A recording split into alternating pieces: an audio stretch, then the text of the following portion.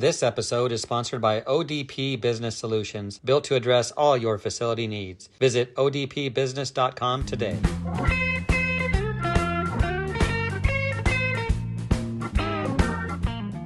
In today's content-driven world, speed and authenticity often feel like opposing forces, especially when AI enters the mix. But what if you could create content faster and stay true to your unique voice? Well, we're going to dive into how marketers, entrepreneurs, and everyday professionals can harness AI as a creative partner, not a replacement, to generate content that's human, personal, compelling, and something that we can really use. So joining me to talk about this is a marketing expert who knows AI inside and out. Dean, did you create AI? Was that you? Actually, AI has been around for longer than me. It's just they haven't told us about it until more recently. Well, there you go. Unfortunately, I can't claim to be the creator of it.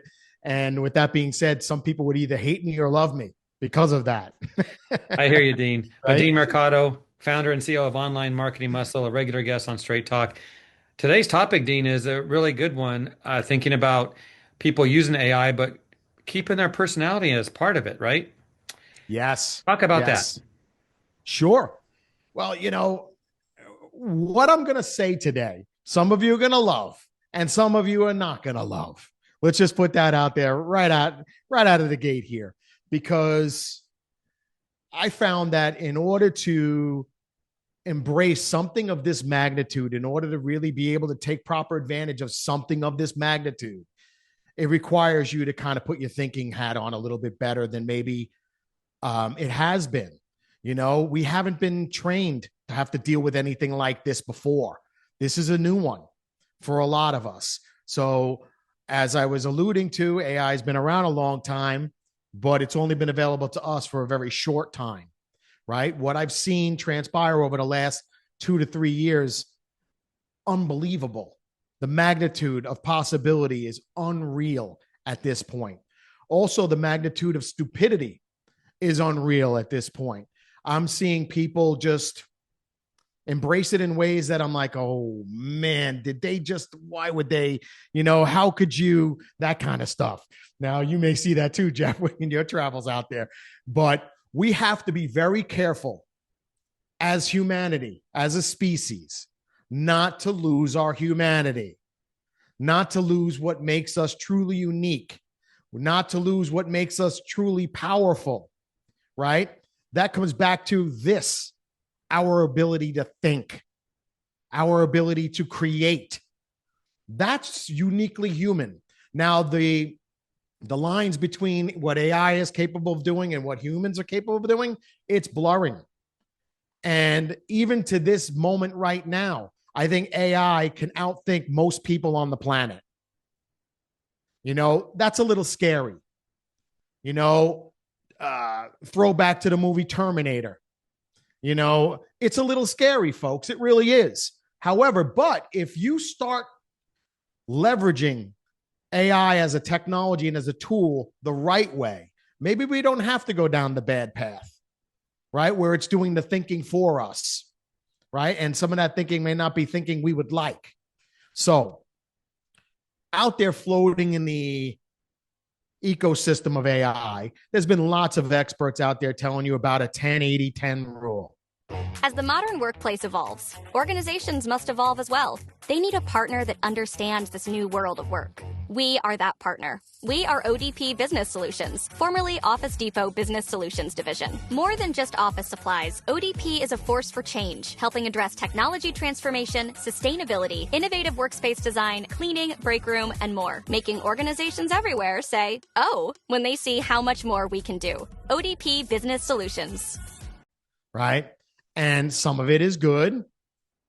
Most of it is not good.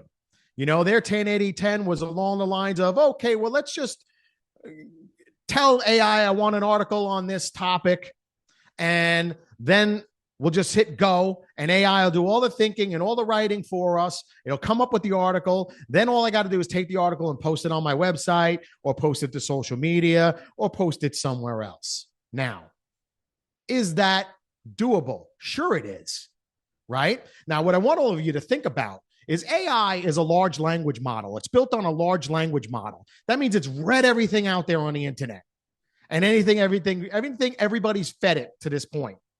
It's read that stuff. So yeah, if your thinking has always been subpar, yeah, maybe it brings your thinking up a little bit, right? But if you're an aggressive thinker and you value the fact that you were able to create your business based on your expertise, based on your genius, based on what you've got inside, your oomph, then AI is probably going to do this to you and bring you back down to the middle, the average of where everybody else is. Now, if you want an average business, okay. But what I could tell you is, as AI comes into the picture here, the average is going to be weeded out. Those businesses are going to be gone. What's going to continue to exist are the extraordinary. Extraordinary means extraordinary, not ordinary. So the days of doing crappy customer service isn't going to fly much more, right? The days of saying stupid things on the internet isn't going to fly much more, right? And what today is about giving you a better formula. We're all going to be using AI to write content in one way, shape, or form. Now, Jeff, you revealed earlier that sometimes you use it to help you tweak something, like tweak a headline. Yeah, that's content creation. It doesn't mean that you had to have AI write the headline for you. You gave it what you wanted, and you're like, hey, can you tighten this up with me a little bit? You know, that's what we're talking about. That's great use of AI. Bad use of AI is just throwing it over the fence to AI, to your ChatGPT, Claude, Grok, Gemini, and saying, can you just do this for me in that way? That's when it starts getting a little scary, especially when we're talking about content creation. Your voice. I'll always ask my clients, and even people, prospects, not my clients, people seeing me speak, what's your differentiator? What makes your company stand out? What makes somebody hire you and not these guys over here? Why are you different, better? Why are you faster, better, cheaper than everybody else? What makes you special? Very hard question for most people to answer, as you can probably guess, right, Jeff? A lot of people, I'm not really sure. Well, if you're not sure, how is your target market going to be sure? This is where we've got to learn what makes us different, better, special, and put that out there, lead with that. So instead of the wrong way of the 10-80-20, I have a 10-80-20 that I do too. I've been writing a long time. Got my bestseller behind me on the shelf. I've been doing this a long time. That book now is probably 12, 13 years old already, but I've been writing articles on the internet since the early 2000s. I've written some great ones and I've written some crappy ones, right? It's just like anybody else. When you're a writer, not every day is your best day. But when I pair myself with AI, my writing is always better. And here's why. Here's my 10-80-10 formula. The first 10%, right? And we're talking about 10% of your time, right? 10% of what you're investing. So if I'm going to spend 10 hours, let's say, writing something, right? The first 10% or 2 hours is going to be me thinking, strategizing, getting clear on what I want to have happen as a result of producing this content, right? It's me educating AI on my way of thinking, on my brand voice, on my writing style, on my methodologies, my frameworks, right? So if I'm a residential cleaning company and I have a 21-point checklist that I use all the time to ensure that we're giving the best possible service every time, I want to name that framework or methodology and I want to lead with it.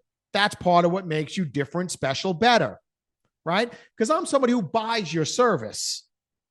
I want to know that you not only know how to clean, but you really know how to clean.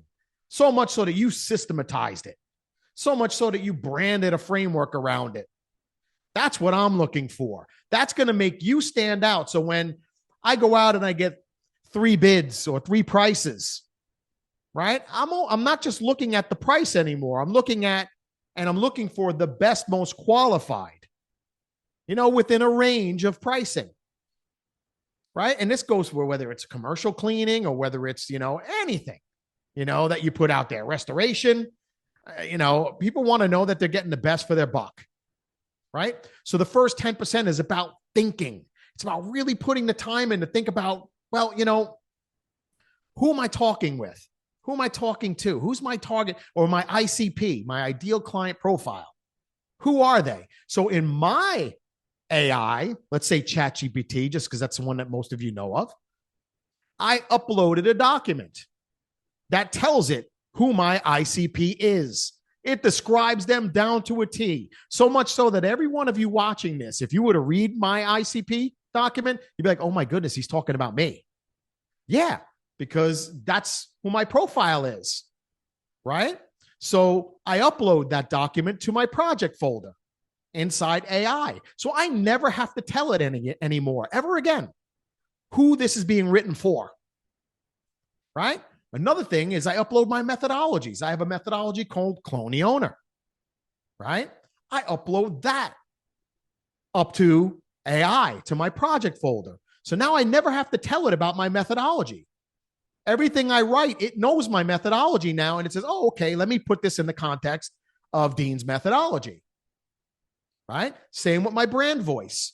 I went out and I found my 2, 3, 4, 5, 10 best pieces of content that I've ever written or I've ever done as a presentation, speaking wise. I upload those transcripts, those articles, and I say, okay, take these and tell me what my brand voice really is. And it produces it as a document. Boom, I clean the document up, upload that to my project folder. So what I'm telling you is, it's not only thinking about the piece that you're going to do in the moment. It's about pre-feeding AI with certain core pieces of information, like who your ICP is, all right? What's your brand voice? What's your writing style? If you write a lot like I do, like Jeff does, you have a distinctive writing style. If you share that with AI, it'll understand your writing style. So anything you ask it to help you tweak, it's going to do a better job. It's going to be closer to you. I use a lot of slang when I talk. I have a certain rhythm to my speech. Yes, I'm educated, but I don't really worry about that too much when I'm writing and speaking. I tend to write like I speak. So when people read my writing, they know it's me. It's pretty evident. They can kind of hear my voice. That's the intention of this first 10%. Get that right, everything else becomes easy. So if you're going to write a prompt that just says, write me a blog post on cleaning a kitchen, what do you think you're going to get? Garbage in, garbage out. Your prompt sucked. So what's going to happen? The content you're going to get from it sucks. And then you're going to say, well, this AI thing doesn't work. And I'm going to tell you baloney. Because if I took any one of you out there and I helped you build those particular documents that I'm speaking of, and then we give it a proper prompt, go back and reference one that Jeff and I did a few months back or a few weeks back, months back, I think now, on writing the perfect prompt.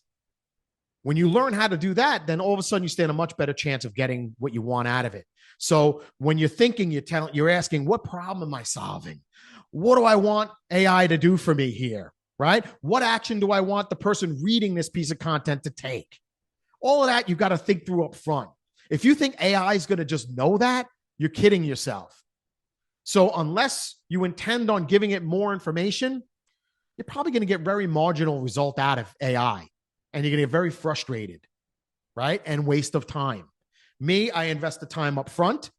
And then on the back end, boy, do I really reap the reward, right? So first 10% is think time, right? Now comes the part that probably none of you are going to want to hear. Here comes the 80% part. I call this collaborate, where most people on the doing it the wrong way would say, let AI just write it. No, I go back and forth, back and forth, back and forth. It becomes a writing partner, yes, but not as the thinker of the two of us. I'm the thinker. AI is my administrative assistant. It's taking my thoughts and organizing it. It's taking my thoughts and reordering things so they make sense. If I ask it to do thinking, yeah, I can get some thinking out of it. But again, who's driving this car? Is it me or is it AI? So I look at it this way, Jeff. Years ago, before AI was a possibility for us, and I was writing articles in the early 2000s, it would typically take me about 8 hours to write a good, solid article. That's from conception to completion. About 8 hours is what it used to take me to write something very good, right? And that was probably about 1,000 to 1,500 words, right? Now, some may think that's very slow. Some may think that's very fast. Depends on the quality and what you're writing and who you're writing it to. My audience, like most of you listening in, are very intelligent. So if I write like a moron, it ain't going to go over too well. You're going to get it real quick and you're going to throw me out like I'm going out of style, right? So this middle 80%, I spend going back and forth. This is where we brainstorm. We make drafts. We organize ideas together, right? I've already fed it my voice, my writing style, and all of that stuff. But the thinking and the concepts have to come from me. Like this 10-80-10 concept, that comes from me. Did I work with AI to clean it up and polish it? Of course I did. Why wouldn't I? I fed it so many documents already, it thinks very much like me now. It doesn't look to bring my thinking down to its large language model where everyone else is. So the 80% is me going back and forth. Now, I mentioned it took me 8 hours before. It still takes me close to 8 hours. But the difference is the quality of my content is 3 times as long and 100 times better because it pushes me to bring better thoughts forward. So when I read it back and I'm like, that's not the best of how I would do it, and I can go back and forth now and bring my best forward, right? So understanding that AI is not supposed to be your thinker. It's not supposed to be your writer. You are. You're using it to organize your thoughts, clean up your thoughts, handle the little junk, but not do the hard hitting for you, right? Now, Jeff, you write for many different sources, including magazines. So it probably wouldn't go over too well if you were pure AI. Then what would we need Jeff for? Part of what makes the pieces you write extraordinary is because when I read the pieces you write, I hear you. It sounds like you.